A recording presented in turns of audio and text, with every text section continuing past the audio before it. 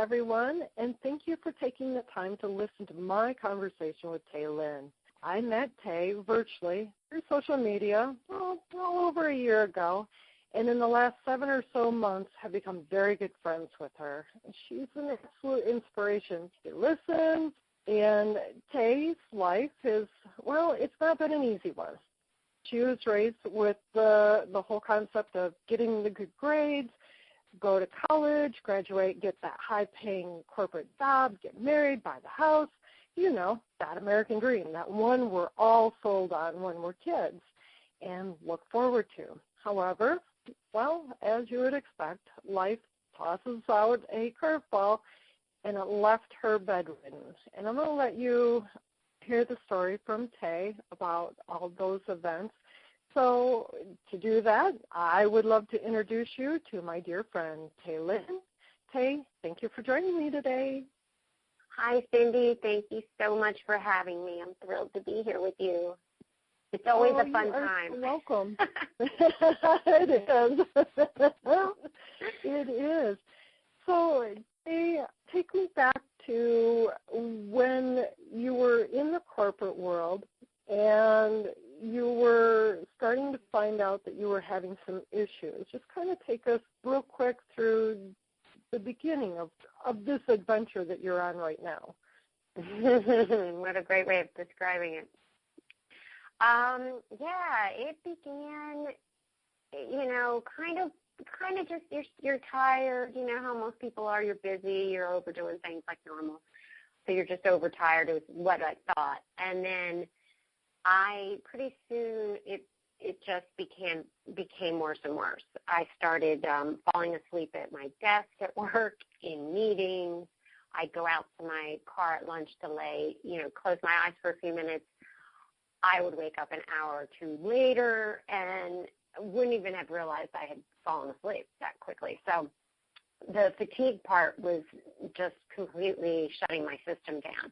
But then in the meantime, I was also had a lot of bouts with fever and chills and very stiff joints and achy muscles. Just thought I was overdoing it at the gym, but constantly getting a sore throat and swollen glands as well. So I worked with a lot of women who had little ones and thought I was just constantly being exposed to whatever they might be bringing in, and I didn't really think anything of it until the day I woke up, I couldn't even roll over in bed. Oh, wow. And I woke up like I'd been run over by a Mack truck and thought, oh, boy, it's the flu, and called my doctor and, told her what was going on and made an appointment to get in there. But after a week of not improving, it became clear it was something else. So we started thinking maybe it was mono, because I was sleeping, 10, 12 hours and wake up for half an hour and then fall back asleep. So between that and the pain and not being able to move, barely even move, they definitely thought it was mono.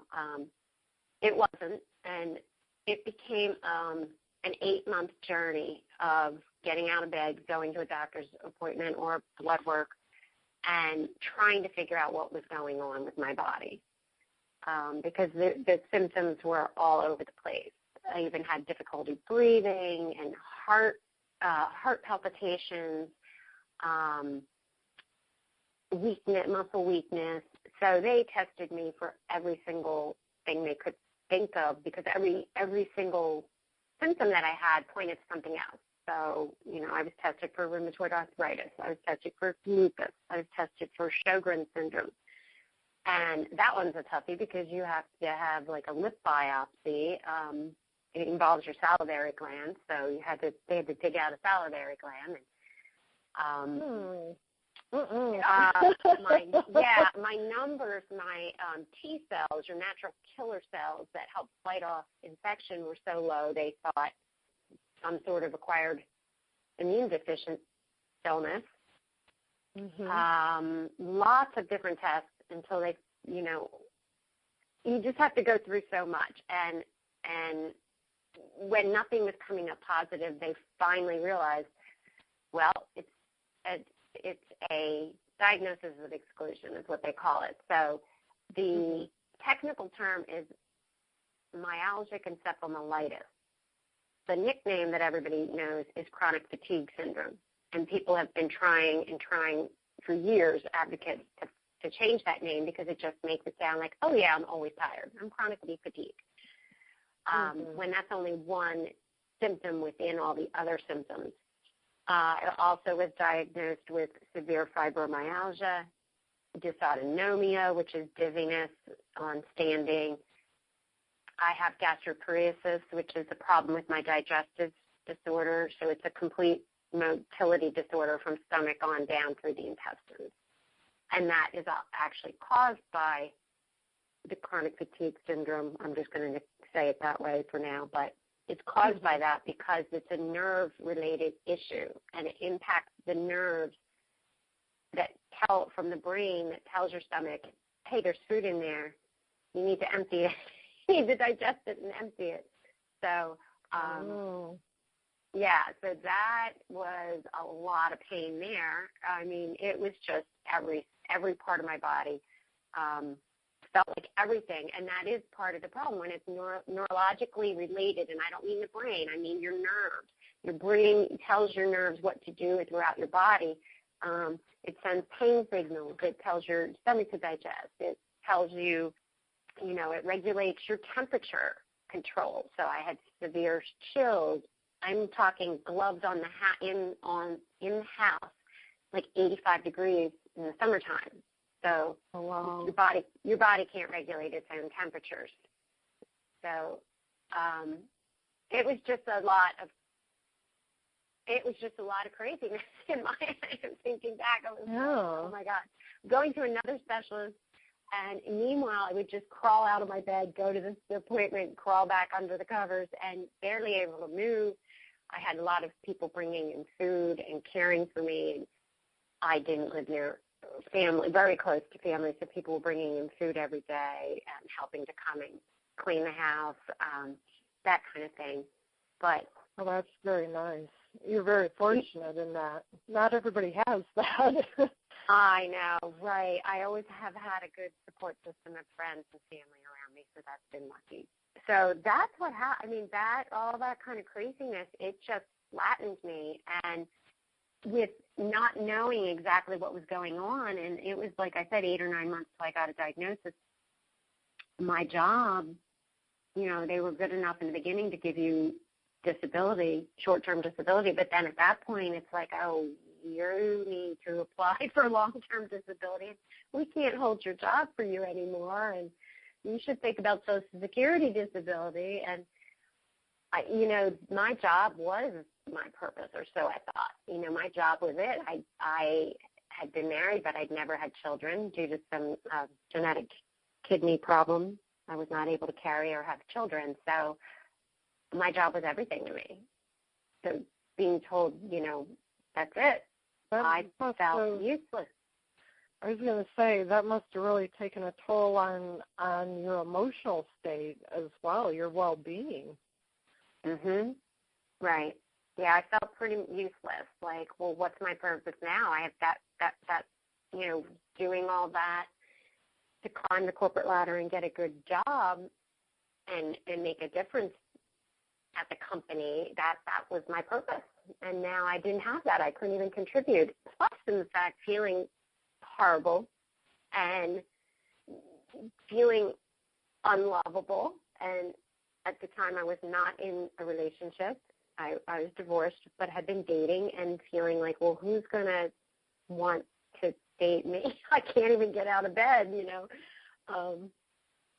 I really, really felt just like everything was over. I really did not want to go on anymore. I had such pain and migraines, and, the symptoms are just too long to keep naming here, but in so much pain that I would lay in bed and just cry, and I thought, well, why not just end it?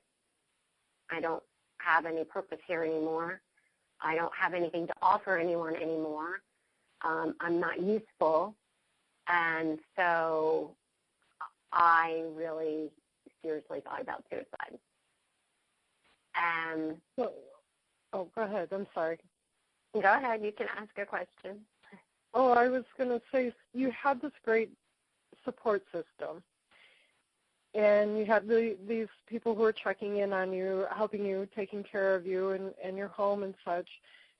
And what was the turning point? What was it that started you on the road to, I guess, emotional recovery, or, feeling, what was the turning point? Well, in the one night, and, at night is usually when all our fears come up, when we're alone in the dark and all that. Mm-hmm. I was really in a state of anguish and crying and really contemplating just ending things, and I heard a voice.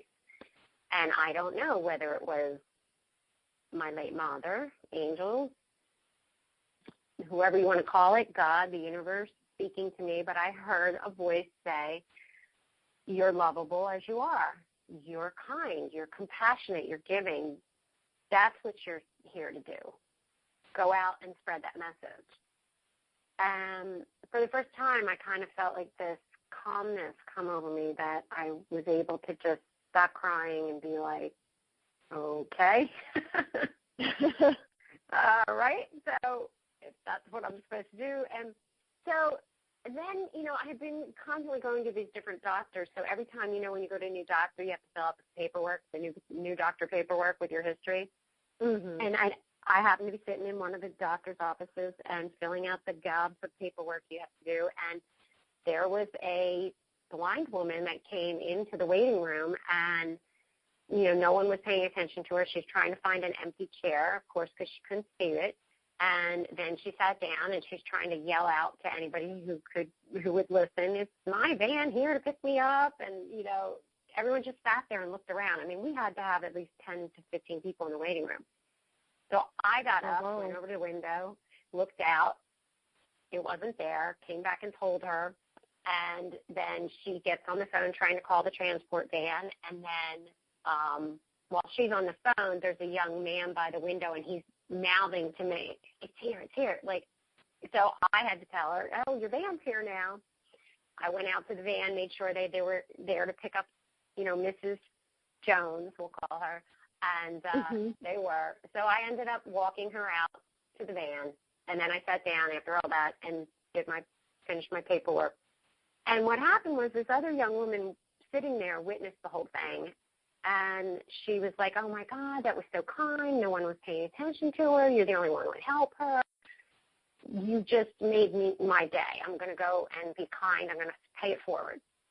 And I was like, "Oh, okay." I was surprised. But to me, it wasn't anything. That's me. I used to volunteer with a blind man years prior as his reader, and I had always volunteered with the elderly in nursing homes. And so I hadn't really thought anything about it. That's just me. But I guess it impacted her enough. So I thought, okay, here we go. This is my purpose. And so that's where things kind of started to shift. And I was so, what can I do? I'm never leaving my apartment. Well, when I would get on the telephone with somebody, the receptionist at a new doctor's office, I would take the time to be like, they're always on the phone with patients and no one ever thinks about them. And I'd be like, "How's your day today?" I would talk to them because they were present. Right. If I had to go to the drugstore, right, the pharmacy or the grocery store, I would talk to the clerk. Or, first of all, I wasn't getting much social interaction myself anyway. But also, that adult conversation. Exactly. Yeah, the dog, she's sweet, but she can't talk back to me. So I just used those moments where I could and started taking the time and really talking to people or noticing things or opening a door for somebody or whatever I could do.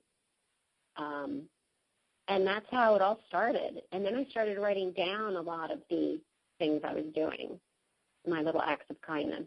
So somebody mentioned, "Oh, you should do that. You should do a little quote book, or you should do something like that." So I just started writing them down and hoarding them for a few years.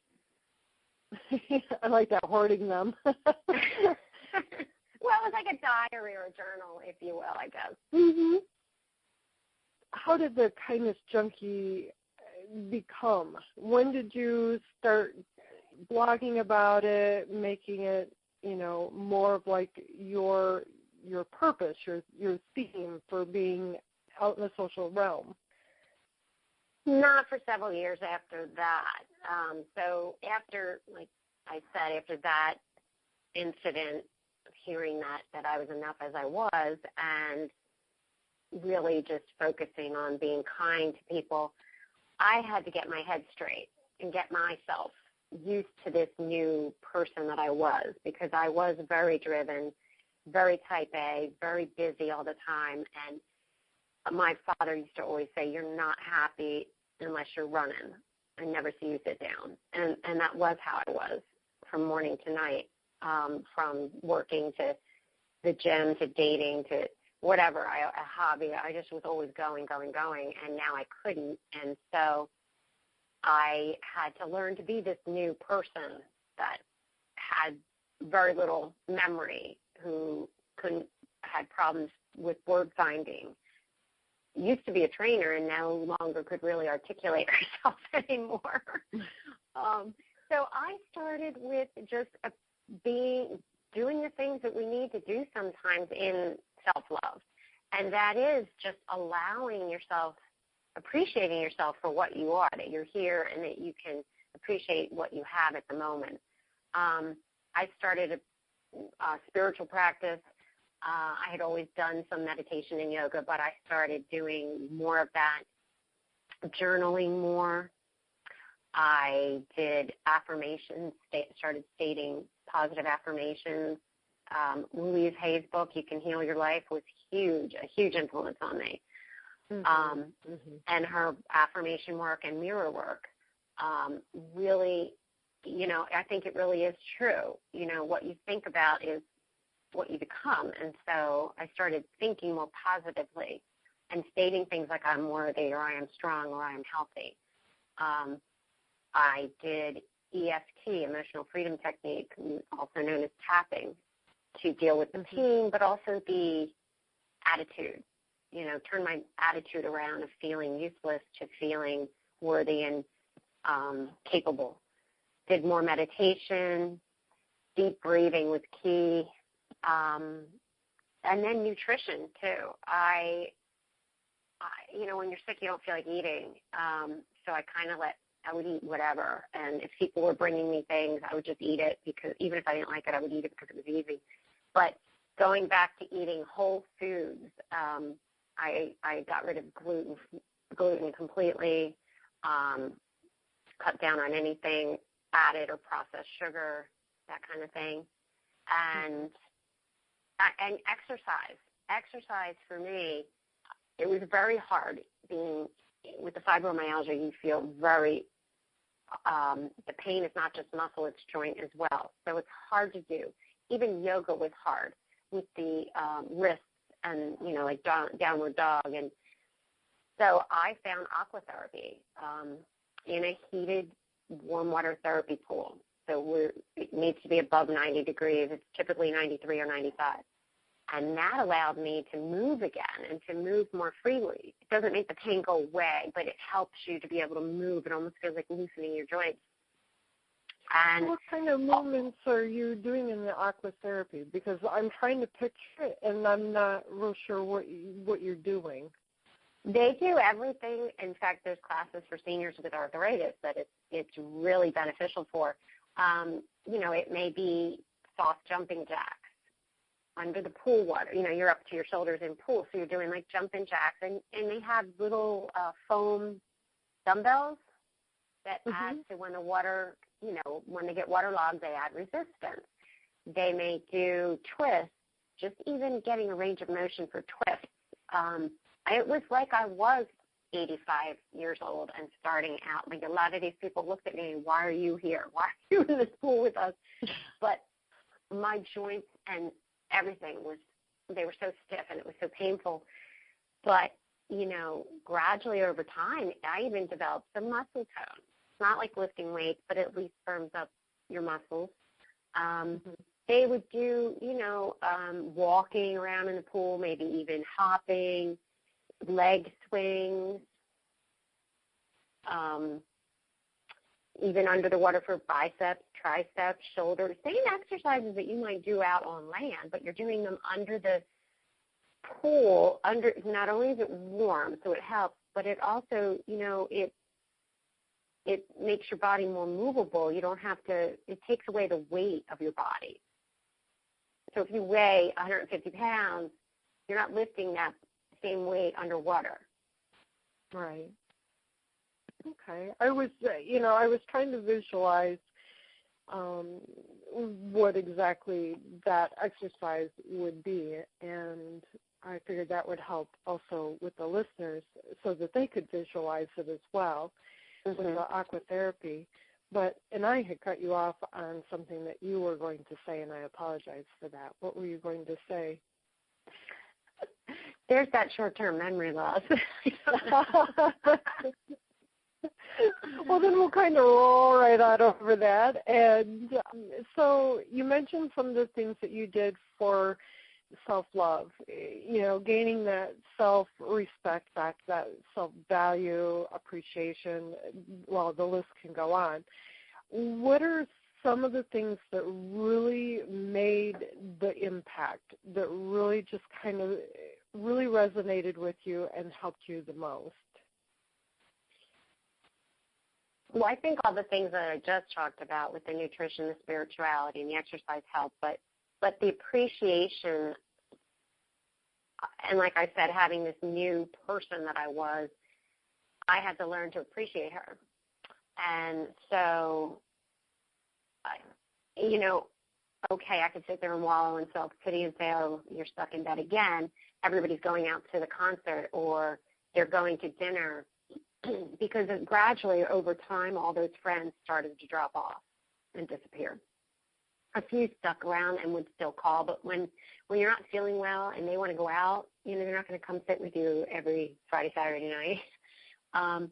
But being appreciated, so that I learned to be appreciative of what I had. Okay, so I can't go there, but I can lay here on the couch and watch a movie. I never had time for movies or TV before because I was always running around too busy.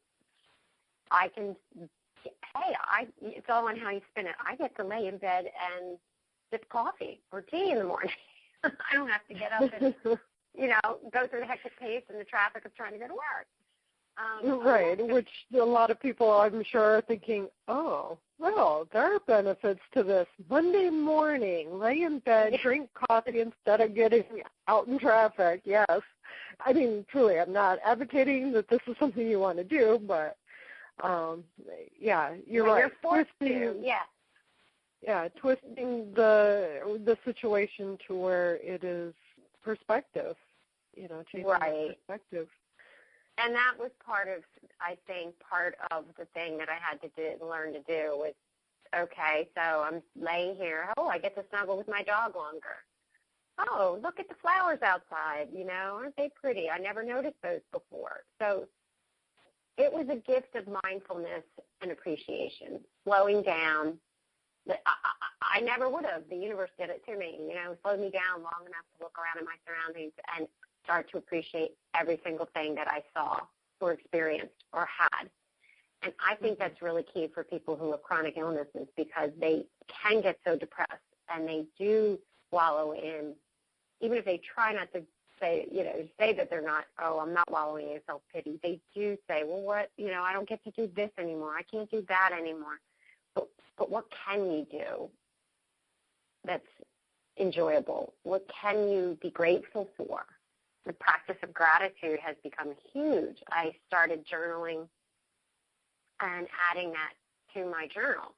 At the end of the day, one thing I was grateful for, whether it was a nice hot cup of coffee or, that, hey, it didn't rain today and I had a dog I had to walk and I didn't get soaking wet. I don't know.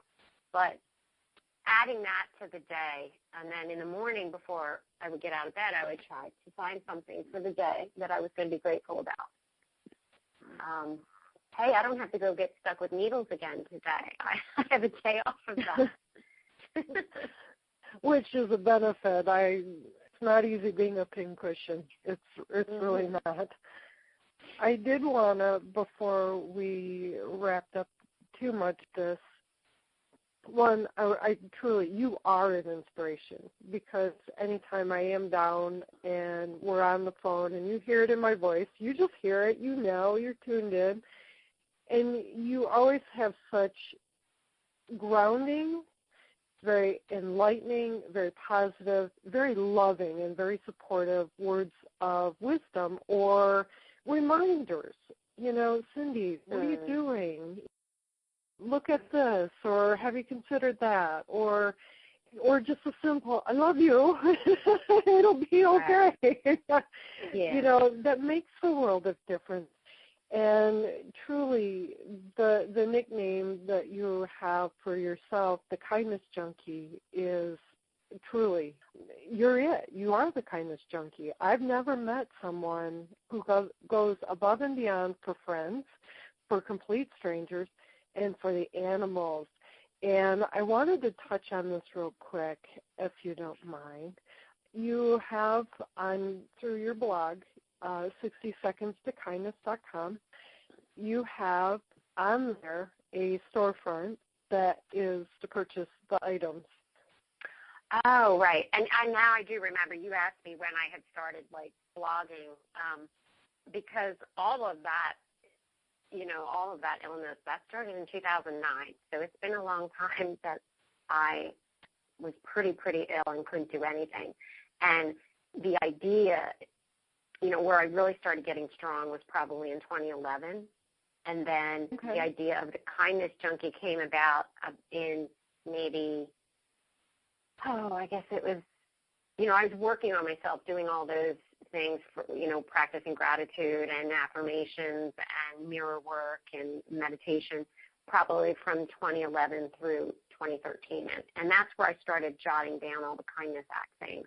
But I didn't start the blog, the website and the blog until 2015.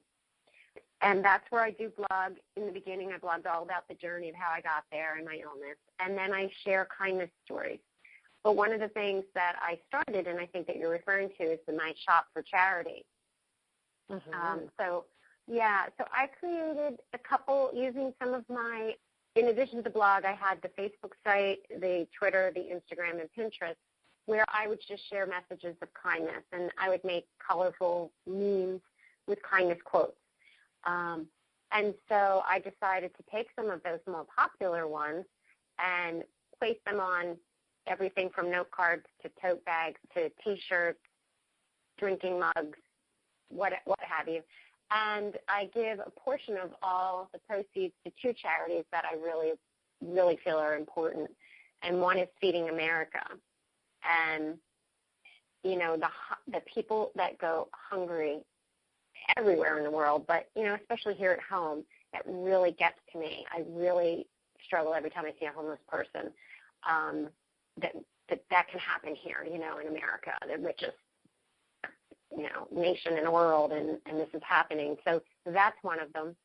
And then Animal Rescue Foundation. I used to volunteer when I was healthy at 3 different dog and cat shelters, the no-kill shelters. Everything from cleaning out their cages to walking them or helping getting them adopted, or we did pet therapy at senior centers and children's hospitals.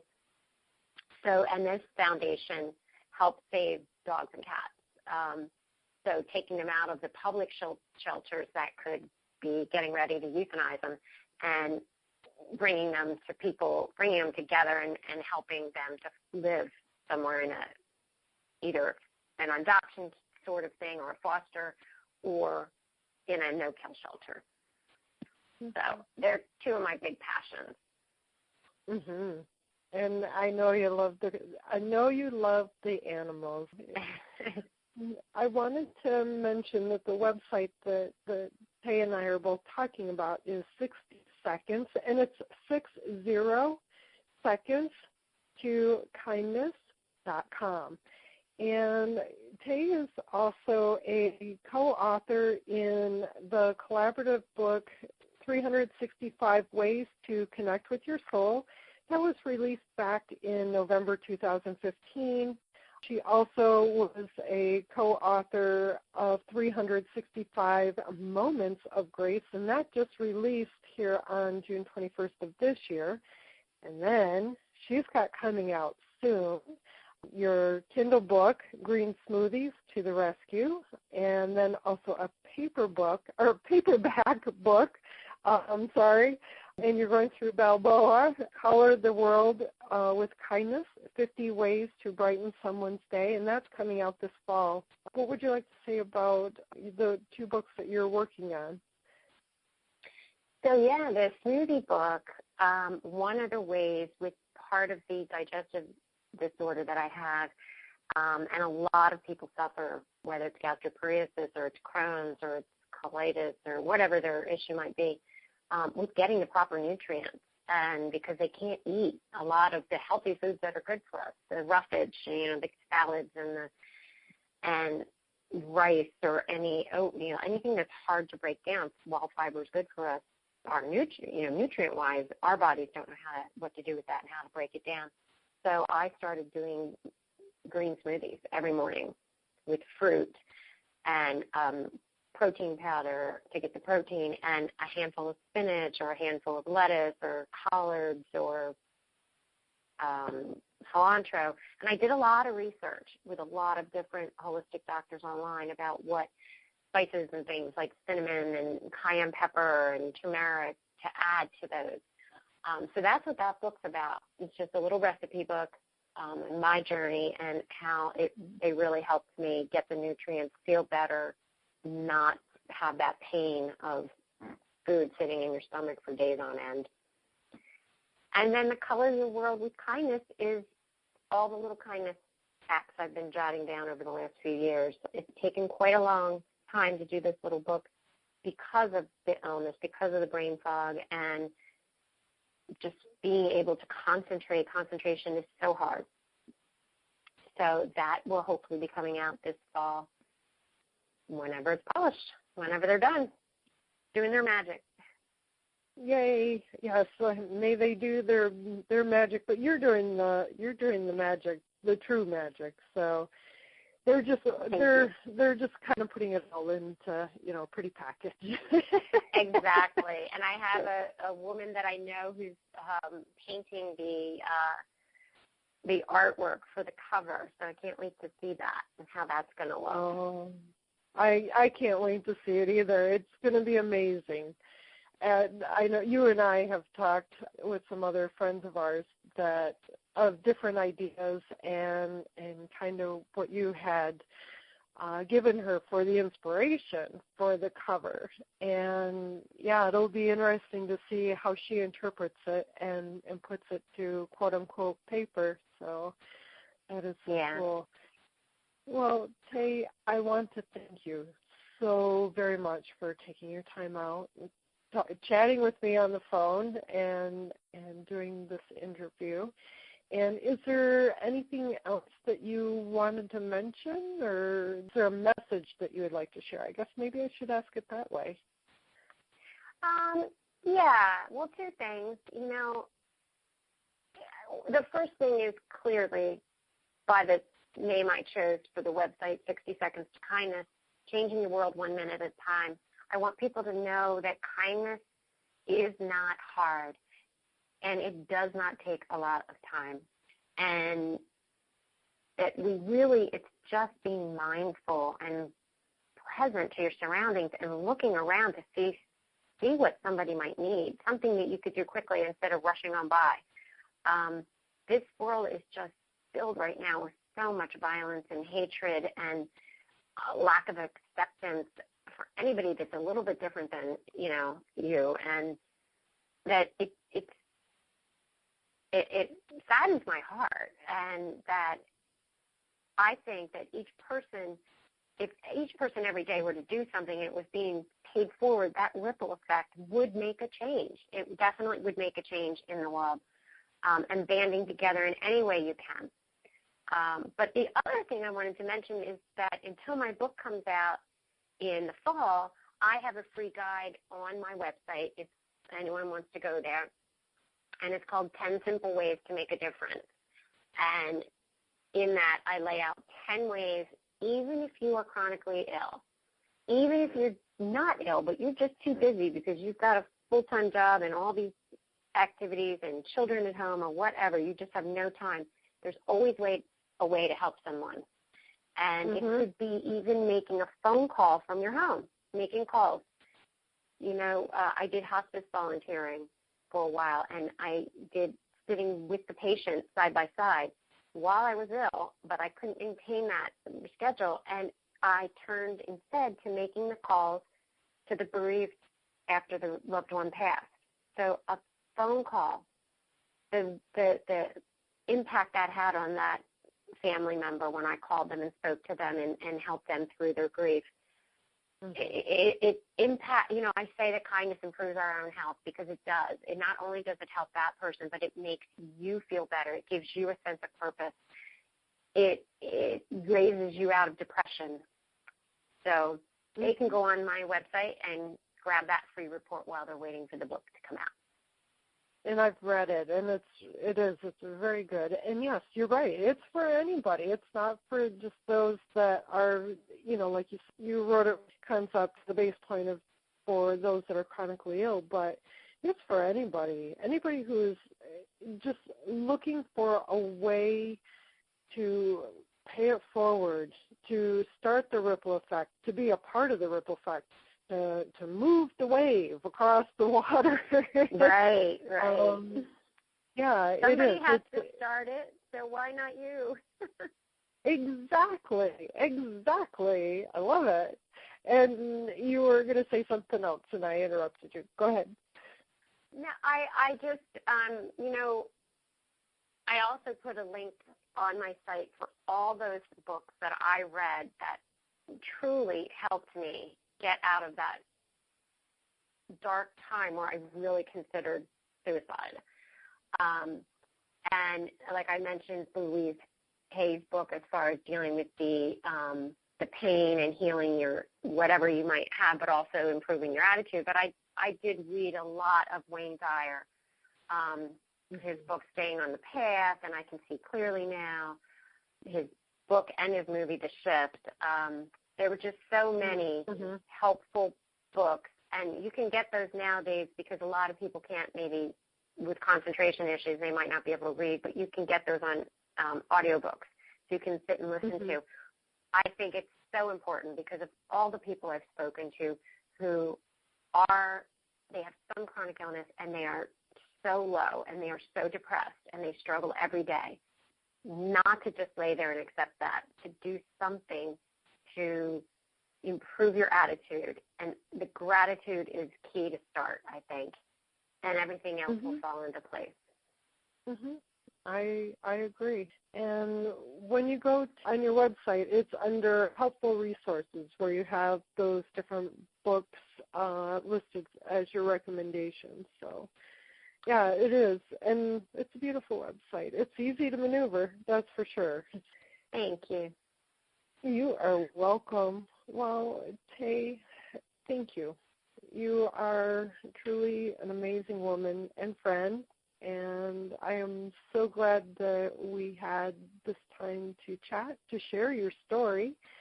And again, thank you. Thank you for having me. I feel blessed to have met you and call you my good friend, and you are there for me just as much, if not more, as I'm there for you. You always make me smile and uplift me and make me feel loved. Well, thank you. It's a love fest. It is a love fest because you know what? That's what it really comes down to. You know, it's, what's the John Lennon, all that matters is love. All we need is love. All we need is love. Yes.